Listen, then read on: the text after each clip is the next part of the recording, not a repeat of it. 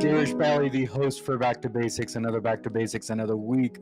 I do apologize, guys. We did have some technical difficulties, but we were here on time, but we just had some few problems there. But we're finally online, and we got the guest also on the panel there. So before we bring him, I want to make sure that everyone's listening here. Today we're going to be talking about, what are we talking about? Well, we're talking about acting. We're talking about script writing, how to be an actor, how to be a motivational speaker. It's all that stuff, and that's what we're going to be talking about today is what does it take to be a motivational speaker? What does it take to be an actor? And what does it take to be a damn awesome writer for movies, that is. So we have a guest of ours, and he's a Bollywood actor down in the other side of the world. I'm in the States and he's in India, but we've been talking for him for the last 4 or 5 months on a different social media platform. An amazing person that you can chat with him all the time. Is just amazing personality. So let's bring Manil into the panel, and then we'll go and talk and chit chat with him. Manil, how are you? And thanks for coming to Back to Basics. Shukriya, Girish, thank you very much for this honor. I'm completely humbled and honored, and thank you very much once again. And this is Namaste from India to all the people who are listening to us and the people who are in the US and other parts of the world. And I've been feeling really great. I've been amazingly well. And all I can say is that platforms like yours actually give a lot of reach to a lot of clarity, which aspiring actors and aspiring writers might have in the mindset, especially as far as it's the concern to make some kind of a profession out of it, a serious profession out of it. Yeah. So thank you very much. No, please. So that's what the case is, that there's a lot of ambiguity, there's a lot of indecisiveness, ambivalence, and a lot of schools of thought are running in terms of when you specifically talk about acting and writing. So mentors like us, we have the basic and the fundamental responsibility of making it clear what exactly should be done. When you especially talk in connection or for the benefit of youngsters who would want to actually make a career out of it, because here back in India, what happens is most of the people, they would want to pursue such a career. I mean, I would even call that, I will even go up to an extent, and I would say that everybody at least once has dreamed to become an actor at least once in his lifetime, or as a writer. Yeah. But it does not materialize because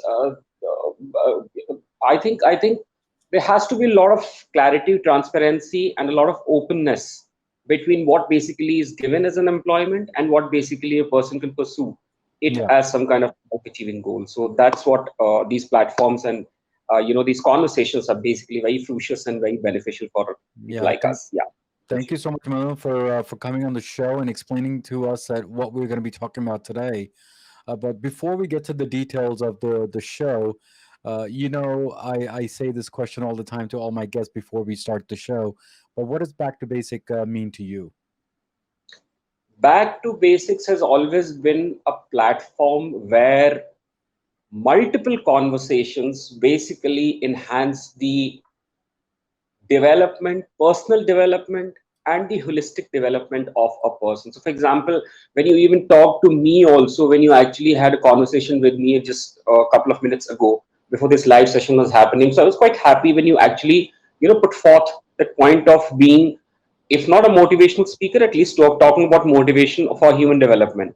So I think basics, Back to Basics has always been a complete platform for all of us, where you're not even concerned, there's no particular programming, there's no particular understanding. It's actually a very, very democratic and a liberal platform for all of us. And of course, for creators like us, it has always been a boon and an opportunity, because it gives actually some kind of, let's say, an exhibition or a platformification for us to express our thoughts also. So that ways, I see it very relevant in the times of today, and it being a podcast also, where podcast being in the pivot and in vogue also these days. So I think it's a very relevant platform, and you're running it very earnestly and very successfully, Girish. Thank you so much, and thank you for those kind words. You've been supporting me for the last 4 or 5 months of whatever I've been doing, and you've been giving me good feedback and bad ones. So then that's how I improve. But thank you again for that. Manil, let's talk a little about acting, if you don't mind. You've been acting for the longest time, but what triggered you for being an actor? I mean, there has to be something triggered you. That did you enjoy it, or did you go for the money, or did you go for what? What was the drive in the beginning? Okay, so the drive was ironically not the drive, but it was basically a consequence of substitution and elimination. And very surprisingly, when I entered into this profession, I realized that I'm passionate about it. It was not the other way around, that I was passionate, and which is why I went into this kind of a profession. It was only when I started working, I realized, oh, this is something which I wanted to do. Um, Factually, if you ask me, it was because of certain things. I sat in a couple of examinations and I could qualify. I am basically, by my academics, I'm a lawyer, and I could do my law successfully. I did work in a corporate entity which was basically legal in nature, and our work was legal in nature. Um, However, the basic impetus and the thrust, I would now say, after having completed about 10 to 12 years in this particular profession, is the kind of college I come from. It's from Delhi University, and one of the prestigious colleges of Delhi University. And very happily, I can even admit that it has a lot of presence in our Hindi film industry. And even the most respectable Sadi ke jo Mahanayak hain, the most respectable are Sina Bachchan, Amitabh Bachchan sir, is a super duper senior. And many of my contemporaries, many of my classmates are doing wonderfully well in the Hindi film industry.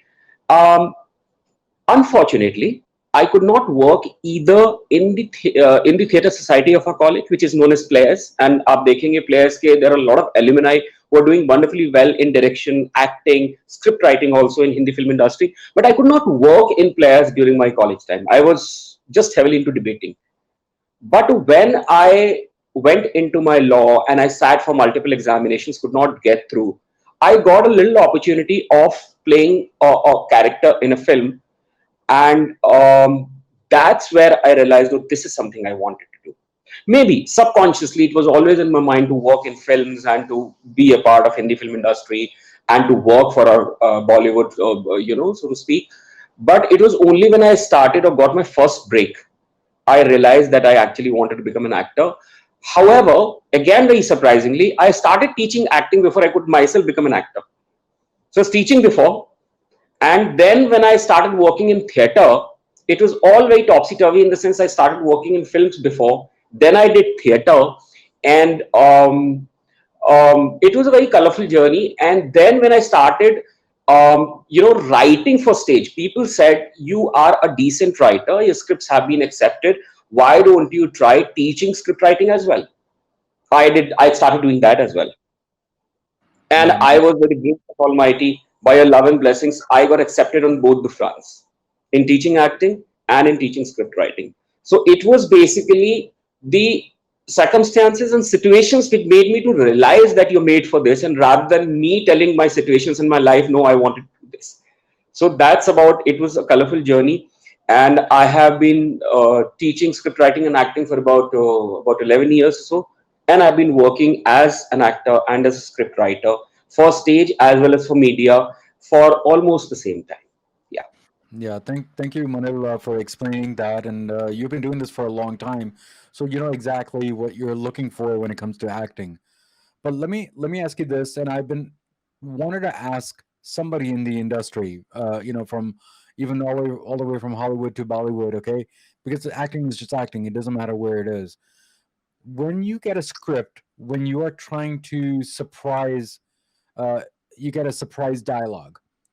How do you react to the first time listening to a a dialogue in front of someone else? Does that make sense?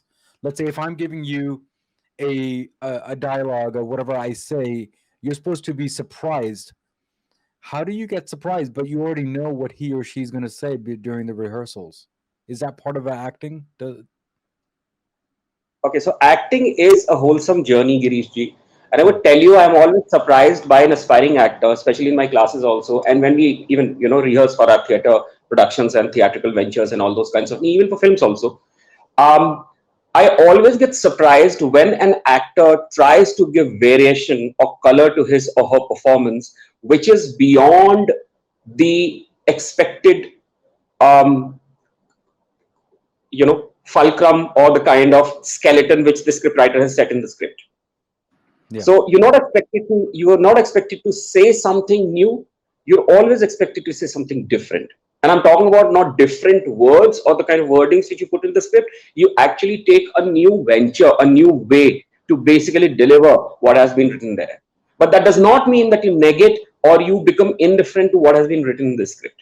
So what surprises me in terms of purely in terms of the elemental performance is when somebody tells me something which I was always keen to know in terms of performance, but I never knew about it. So you basically make me surprised by making me realize that you should be surprised at this particular thing, if that makes any sense again. Yes, it does. So, It does. Because yeah. it's kind of ironic that you're acting for that particular scene, and you're supposed to be surprised, and that's the first time you listen to that line. So I think it's a little difficult for an actor, but I think that's the skill that we're going to be, getting learned. I mean, that's what the actors do, isn't it? So, Girish ji, pata hai, I'm so sorry to cut you short here, but I think the previous preparation for an actor in that scenario actually matters a lot. hmm, So that's why when we say that, there are not always wars which happen between two countries, but the military and the defense forces are always prepared. क्योंकि ये जरूरी नहीं कि रोज जंग होगी, लेकिन जिस दिन होगी उसके लिए आप तैयार रहे. that's So right. the training aspect of an aspiring actor to manage, maneuver, and handle such situations. So, for example, when I say I am surprised, oh my God, what has he done? Oh my God, the delivery of this particular person, the projection of his voice. Oh my God, the gesticulation of his body. My God, the kind of character he's built. This all is not a day's job.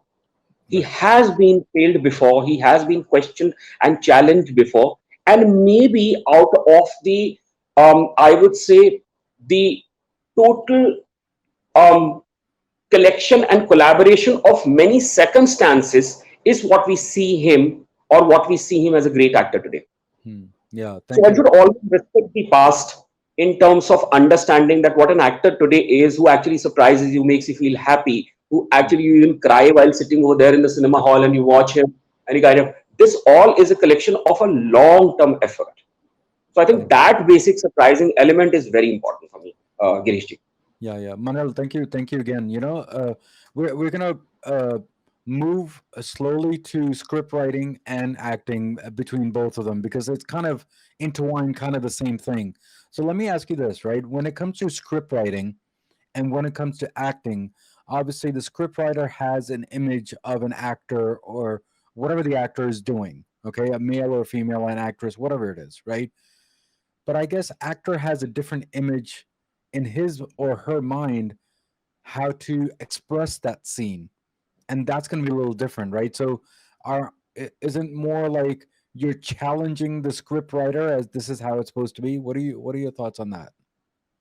Um, so see, it's basically a confluence of everybody's collaborative effort. When you see a great film, it's actually collaborative in terms of the efforts of the director. It's actually the collaboration by the scriptwriter, as well as equally important and equally quintessential is the imagination of the actor.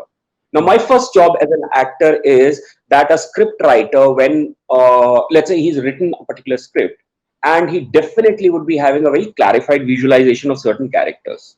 Now, my first job is as an actor to listen to the director because he's the sync between me and the script writer. Now, very famous directors, very great directors, directors who are very humble and very altruistic, and in terms of they would want to basically make a great film, they always make some kind of a sync or synchronization between the script writer and the actor, right? However, in terms of conventional analysis of how films are made, you always are understood, you always are expecting the clarity of the script by the means of the director. That's Hmm. how he's there. He's Hmm. there to make the film visually representable. So, right. So, if I'm a script writer, I may or may not have the knowledge of how it is to be shown onto the screen. But Hmm. this is my director's job, which is why Hmm. director has to be on set all the times. Now, Hmm. when my director is basically making me explain things, I also need to have a responsibility of understanding, oh my God, if this writer was writing this particular excerpt in that script, what exactly would be going in his mind? Hmm. Hmm. So my first job is basically to understand the characterization. Then, of course, my director is there to basically provide that sync and to help me out also to glorify that imagination. Hmm. However, I would still say that the job of an actor is quite challenging. Why? Because by the virtue of being a human being, by the virtue of being a creative person, you do have a limitation of explaining or elaborating something in front of me.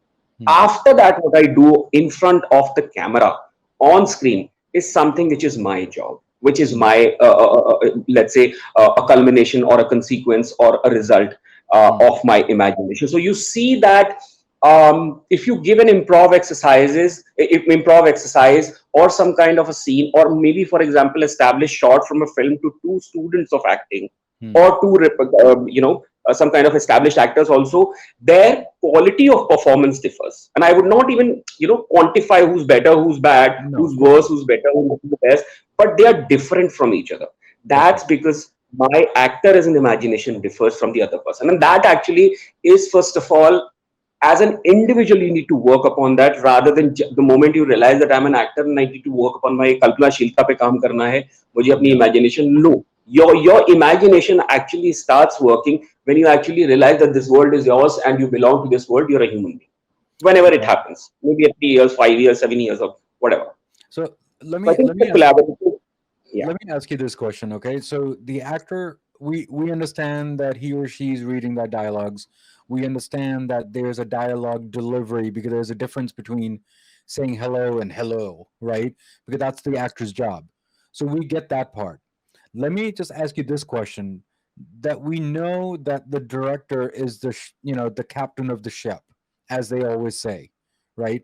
But what is a scriptwriter and the screenwriter, and then the director's, where does a handoff go, and where does the actor listen to? Obviously they listen to the director, but then how does the director dissect the screenplay and the script writing? Does that make sense? Yes, it does. Giriji, the ideal and the most ideal situation would be when a writer becomes the director or vice versa. Hmm. When the director actually has written a script and now he's trying to direct his own work, or otherwise a script writer is trying to do that.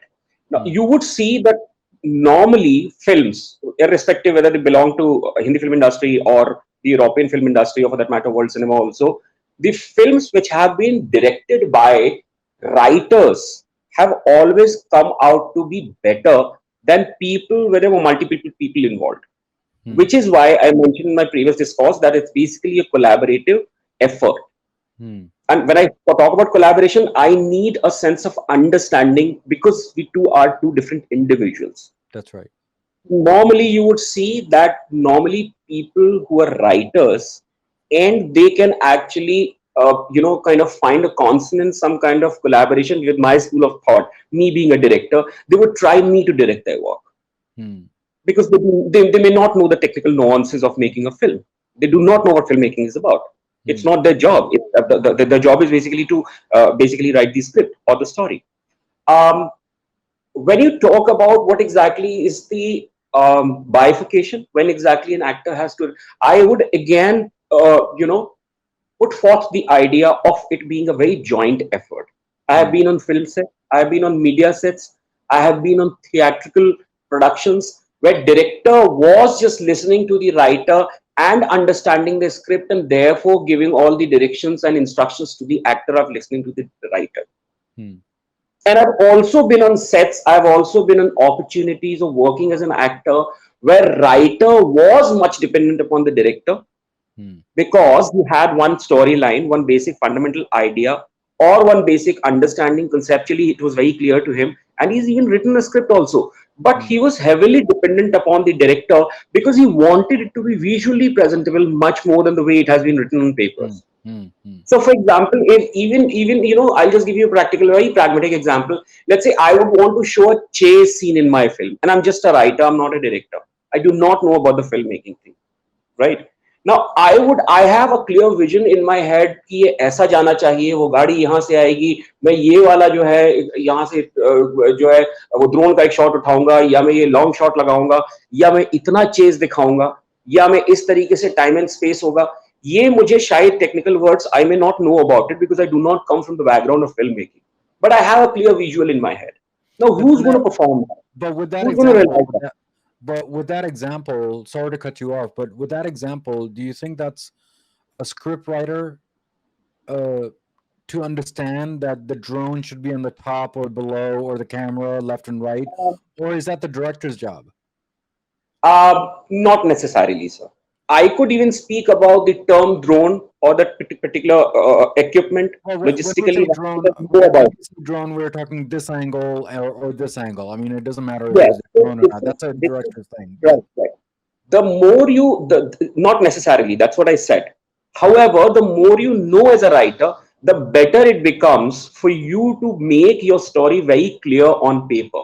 But then again, most of the sane directors, most of the good production houses also, which are taking new scripts these days, OTT platforms and all, I think I have this feeling because I don't know, after talking to people, I'm sending my scripts to OTT platforms and talking to good directors who are encouraging my scripts.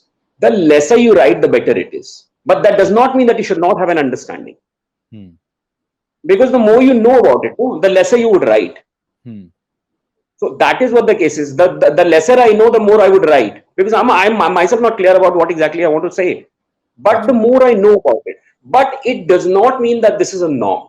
No. There have been instances where writers did not have the basic fundamental understanding of filmmaking. Still, the films could go very well on box office, have been really successful in the history of Hindi film industry.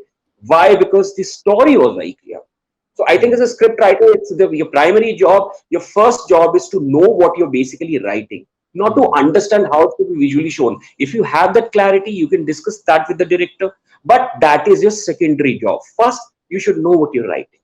Because a good director would always make your sense of script writing hmm. very well realized on screen. So do you think from a That's what I script? want. So thank you, Manil, for explaining that. For now, for a person who's a script writer, can they be a director, like an assistant director, to understand the technicalities? I mean, that is that the shift over to be a director, or do you think they would rather be where they are because they like to tell stories? Um, So then again, there are two things to it. The Hmm, most beautiful aspect of this industry is that anybody can do anything. that's right. And there have been instances where assistant directors have basically dealt with a lot of other things, also different departments on a film set. There have been instances where script writers have turned out to be beautiful directors, also.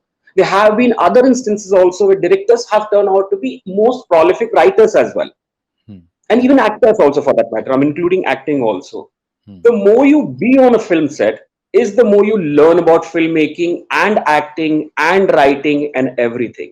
hmm, However, when you say that, is it some kind of, let's say, a benchmark or some kind of a parameter or some kind of, bifurcation or some kind of division that a script writer should not? No, so that is then again an individual choice. hmm, But then, yes, there are many other things which are basically there between the script and the screenplay. For example, shot division. For example, the hmm, design of a shot, which only a director or a DOP can understand. So, hmm, if, hmm, for example, let's say I'm a script writer and would want to venture into filmmaking, I definitely need to understand certain things. Maybe I hmm, can do that by assisting a good director. Maybe I can do that by just being an actor. Maybe I can do that just by being on set as a script writer. hmm. That's your process. But Yeah, then again, you need to understand certain things because it's a semi-technical job also, being a director as well as being a person who's in the camera department. तो yeah, आपको वो समझना ही पड़ेगा क्योंकि उसके बगैर आपकी जिम्मेदारी बढ़ गई ना.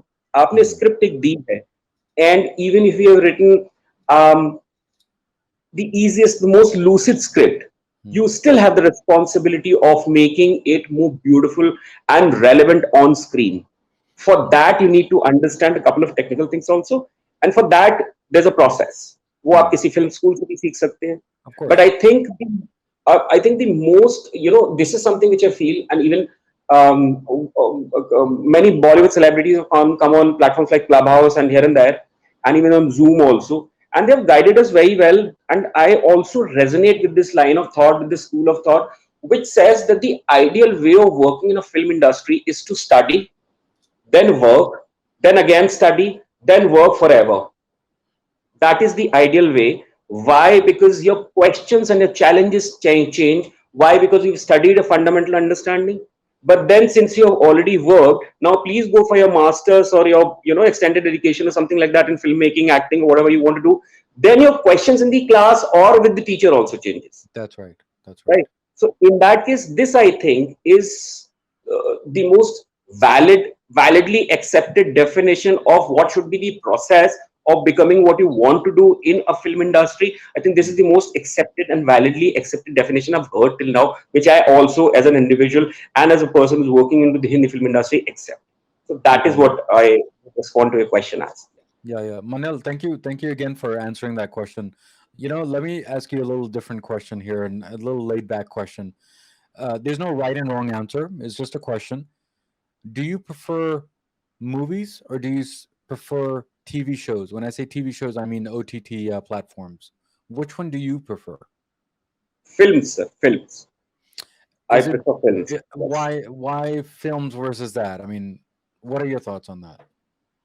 Um, एक तो I come from a small town. Okay. So, despite the fact I'm basically a subscriber of Netflix and kind of I watch Amazon Prime and Netflix and all those kind of, many of our friends also, by the grace of God, are working in OTT platforms. There are basically two reasons to it. One, I'll tell you, it basically probably is a little result of our upbringing, and two, what I've observed during my making up years. Yeah. One, I think we come from small towns, so our understanding demographically, in the sense, into the penetration of population and in terms of the geography, because I come from a generation where there was no OTT platform.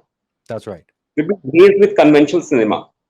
So my understanding that कि यार आपने एक गोविंदा की film में बहुत अच्छा काम कर लिया ना, तो आप केरला और बिहार दोनों जगह तक फेमस हो जाओगे, That's right. सेलिब्रिटी बन जाओगे. ये चीज जो है, this is always there, sir. Okay, and this comes from the kind of background, and I'm proud of it because we've been raised with that kind of a thing. I mean, people with my generation also.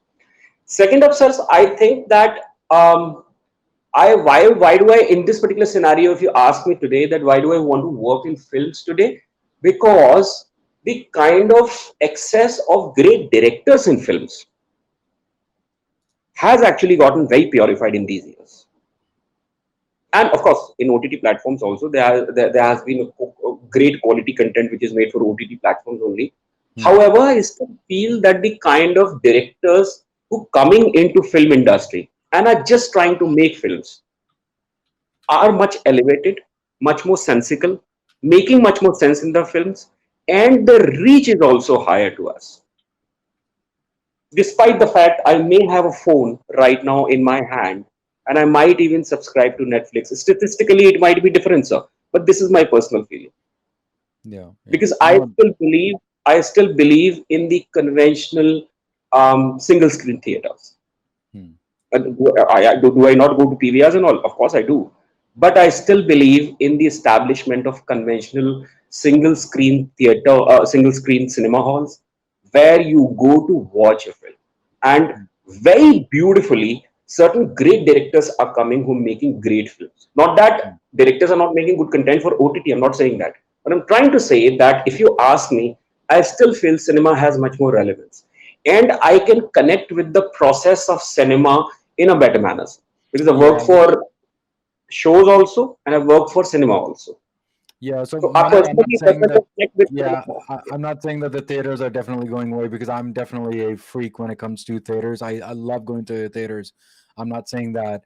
I think the thought process nowadays is a little different because I think OTT is also giving different shows. We're not going to give it examples because there's so many, right? But I think the way people are understanding is that, let's say if it is an 8 episode show, that's an 8 hour show, and you're understanding a character in a dissecting way versus a 2 hour movie, you'll understand very little about that character. So I I think that's accept that. where that thought process is for a lot Right. of different people. You Right, true, true. I accept that, and that's a beautiful point. In fact, you have made that. Let's say if I'm talking about some kind of an episodic show, if I'm talking about a series on an OTT platform, me being an audience, I have much more variation. I have much more access to understand the ability of an actor in that show, as opposed to, let's say, watching a conventional cinema of 2 hours or 120 minutes. I completely accept that. Yeah. However, however, I completely accept that. However, in terms of access or in terms of the penetration amongst the masses, right? If you still, if you just go um, by the kind of time and space in which we are living in, you still have the relevance of movie stars, right? Which is, I'm not saying that I'm promoting it or some kind of a thing that, you would say that this is justified or something. I don't want to go into that moralistic, principally, you know, glorified or bombastic debate. No, I don't want to go into all that. What I'm trying to say is that they're still present in front of us. Of course they are. That is something which I think that the generation of ours, especially the present Indian population, is still accepting these movie stars as celebrities. So that's Yeah. what the case is. But then Yeah. again, you have also made a valid point कि हमारे पास ज़्यादा access हो जाता है. We get to basically quantify you, clarify you, and to basically, you understand the nuances of acting because we have better access of seeing you more on the screen or for that matter on, let's say in a series or something. Hmm. Yeah, accept that. So let me ask you this question, and I think it might be a tough question. I'm not really sure. Stage acting, a stage actor versus a movie slash OTT. Which one do you think is better? Because you have done Sir, both. I think um, no, I would not say who's better, who's not. Any actor, irrespective of the medium, नुक्कड़ भी चल रहा होगा. Hmm. अगर अगर एक अगर अगर स्ट्रीट भी चल रहा, स्ट्रीट थिएटर भी चल रहा होगा, और इसके मुकाबले में आपके पास ओटीटी है. If you have cinema, let's say if you have a stage theatre, if you are basically a theatre actor, stage actor, I would not be able to justify your presence on the basis of a medium. Hmm. How well you prepare your character, how great connections, and how better you can resonate with the vibe of the audience is Hmm. something I think it's your greatest job as an actor. How well you can prepare the character, or you can be the character, not even be a performer of the character by the need and demand of the script, is something which you see that it does not really matter what medium we choose. Which is why conventionally it has been understood that all theater actors are great actors. No, that's not true also. Hmm. There are many actors. Yeah, there are many actors who do not perform well on stage, but they do exceptionally well on camera. Probably they have grown over age. They have basically, understood their craft, and they have understood the process by working more.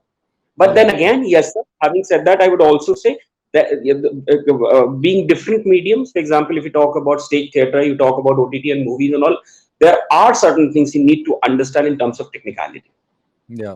वो आपको काम करके आती है, किसी film school से आती है, but the medium itself would not be able to justify whether you're a good actor or a bad actor. Yeah, I totally agree with that, Manil. Thank you again. There's a person named by Saurabh who's online right now. He's asking a question.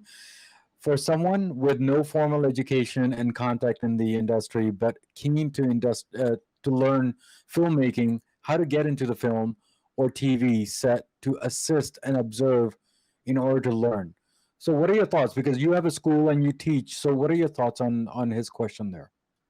Um, Sir, the very fact, Saurabh, first of all, thank you very much for your question. But I don't think that there's any kind of newspaper like Employment News which gives you the position of the vacancies of assistant directors on a film set. The first and the foremost thing is you need to be a part of the process, and it takes a while. Hmm. So if you want to assist any good director, you need to know people who can tell you. Nobody can promote you if you do not have a talent over there. At the end of it, you would just be, you would collapse in terms of a craft if you do not know your work. Okay. But to reach up to that level, you need to know certain people who can tell you कि भाई ये जगह है, यहाँ पे उनसे मिल लो, शायद तुम्हारा काम बन जाए. Hmm. क्योंकि इसके लिए कोई ओपन ऑडिशंस नहीं है. When you specifically talk about director, being assistant, being an assistant to direction, right? When you talk about being an assistant director, You need to be in the fray, you need to be in the process. अब वो आप कैसे करते हैं वो आपके ऊपर है. Hmm. हाँ, एक अच्छा फिल्म स्कूल, एक अच्छा ड्रामा स्कूल आपको लोगों के ऐसे लोगों के बीच में ला के खड़ा कर देता है, उस माहौल में ला देता है जहां आपको ज्यादा कोशिश काविश और कवायद करनी नहीं पड़ती. Hmm. आपको भागना नहीं पड़ता कि मैं किससे मिलूं किससे ना मिलूं.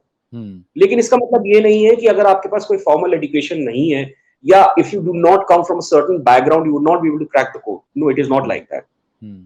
The only outcome could be the only outcome which I can see right now is which has been normally understood. You might take a little more while, but if you have the required gut, if you have the understandability of your work, you certainly would be able to make it one day, be it assistant direction or any kind of department on a film set. Of course, That's what I think. You know, Saurabh, I wanted to give you another answer too, if that's okay with you. You know, my parents, and Manila, here's a education for you also.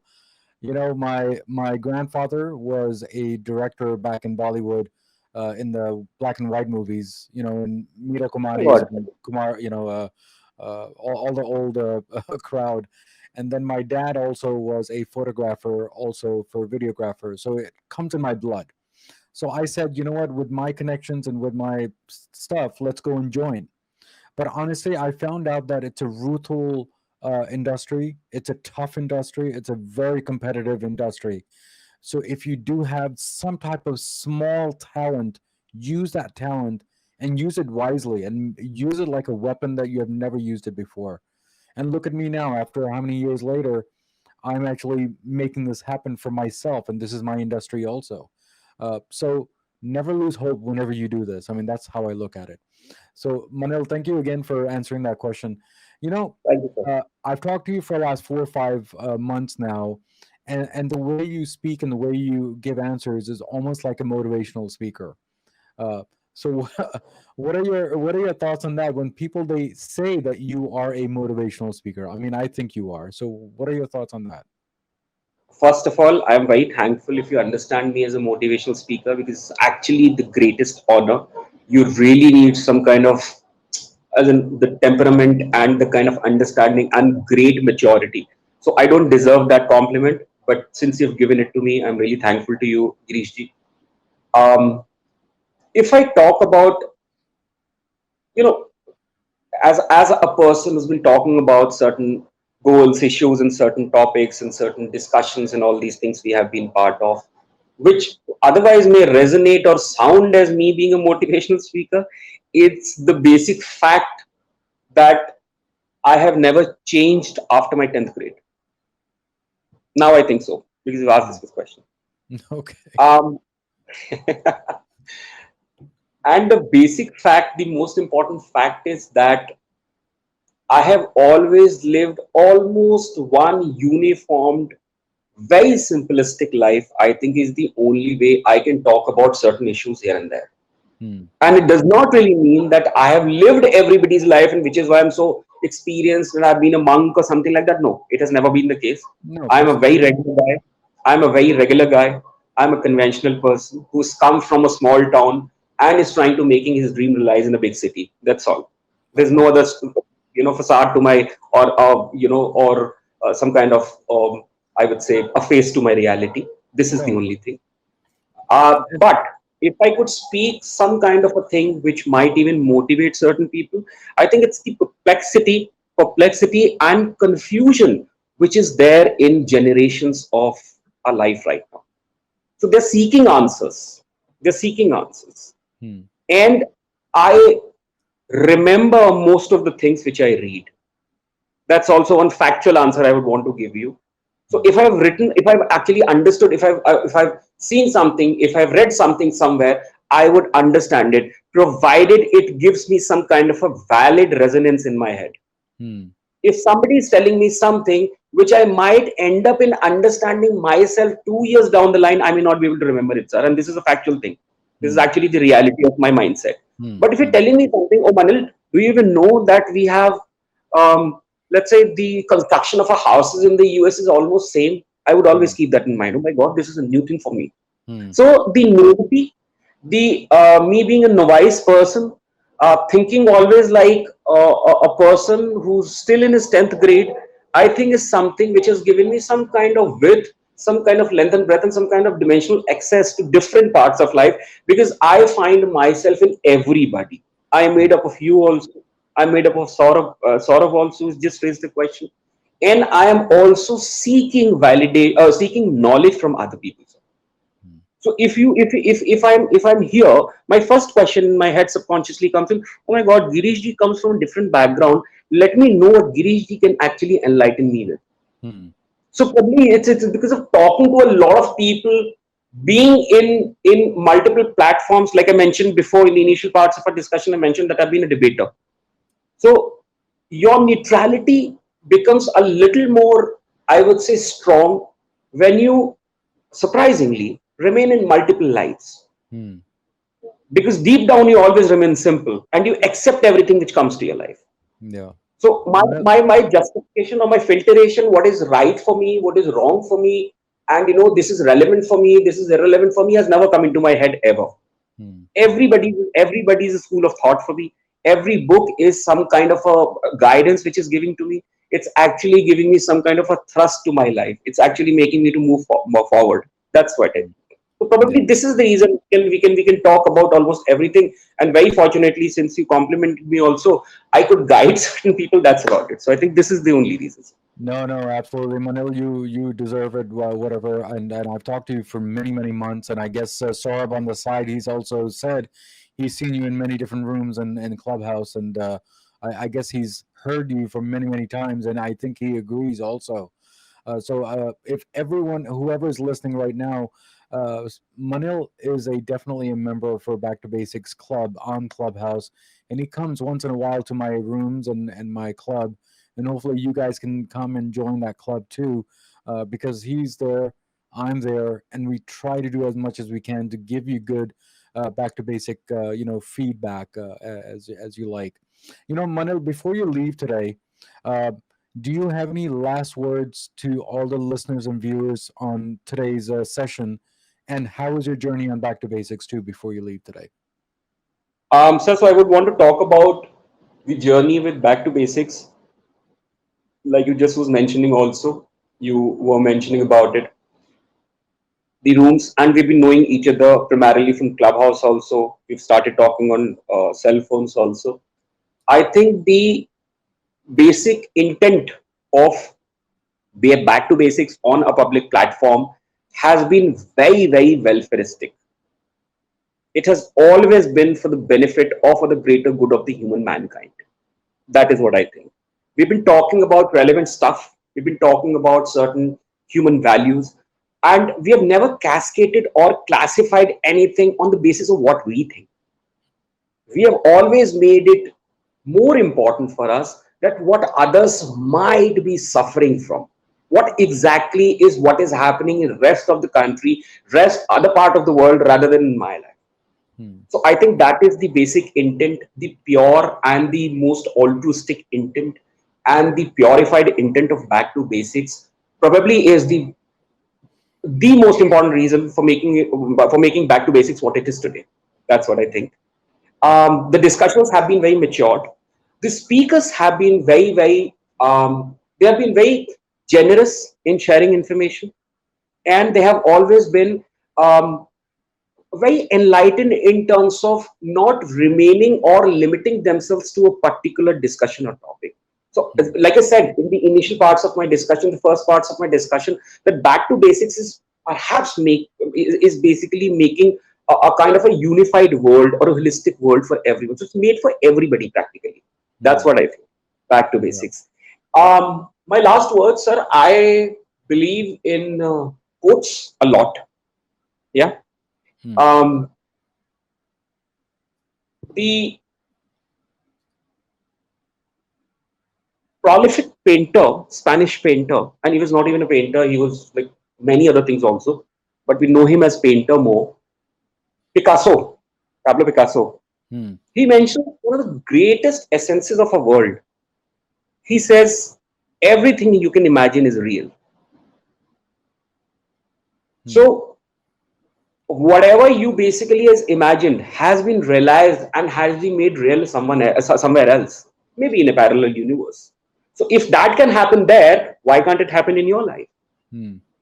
It also has a different connotation. It also says that probably the greatest inventions and the greatest discoveries of this world have been made possible because they were thought first.